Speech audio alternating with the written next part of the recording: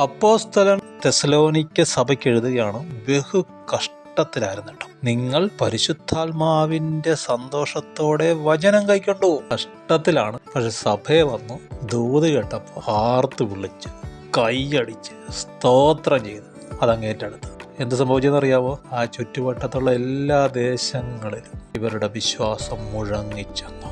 കർത്താവിൻ്റെ വചനം മുഴങ്ങിച്ചെന്നു. ഇന്നത്തെ പോലെ വാട്സപ്പോ ഫേസ്ബുക്കോ മീഡിയയോ ഒന്നുമില്ല. പക്ഷേ തൊട്ടടുത്ത രാജ്യങ്ങളിലേക്കും ഇവരുടെ വിശ്വാസം ദൈവപ്രവർത്തി മുഴങ്ങിച്ചെന്ന്. ഇവർ മറ്റുള്ളവർക്ക് മാതൃകയായി. കഷ്ടത മാറിയിട്ടല്ല കൈയടിക്കുന്നത്.